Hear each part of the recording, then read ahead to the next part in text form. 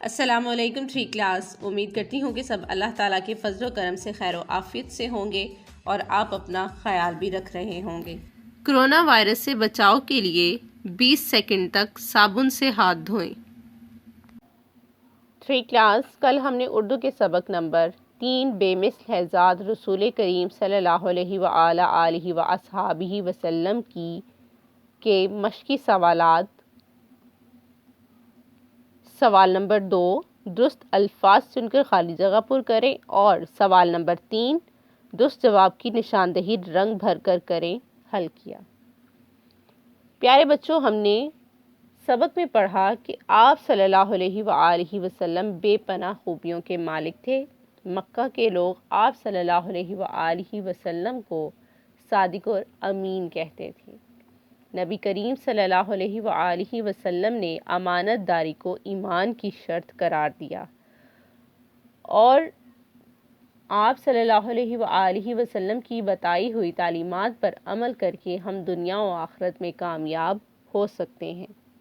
پیارے بچوں، آج ہم اردو کے سبق نمبر 3 بے مثل ہے ذات رسول کریم صلی اللہ علیہ وآلہ وصحبہ وسلم۔ سوال نمبر 4 دیے ہوئے سوالات کے جوابات لکھیں۔ الف، بے اور دال لکھیں گے۔ سوال نمبر 4 دیے ہوئے سوالات کے جوابات لکھیں۔ الف، مکہ مکرمہ کے لوگ نبی کریم صلی اللہ علیہ وآلہ وصحبہ وسلم کو صادق اور امین کیوں کہتے تھے؟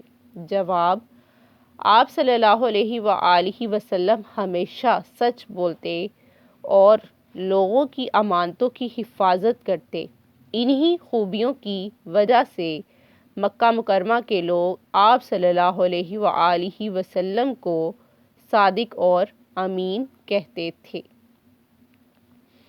بے، نبی کریم صلی اللہ علیہ وآلہ وصحبہ وسلم نے کس چیز کو ایمان کی شرط قرار دیا ہے؟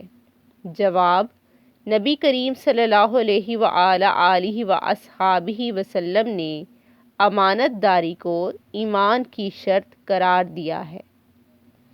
دال، ممبر پر کھڑے ہو کر خطبہ دینے والے اجنبی شخص کون تھے؟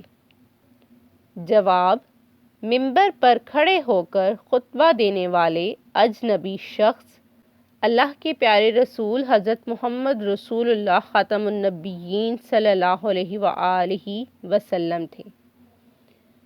3 کلاس، سوال نمبر 4 کے جزو نمبر الف، بے اور دال اپنی نوٹ بک میں تحریر کریں اور انہیں یاد کریں۔ اللہ حافظ۔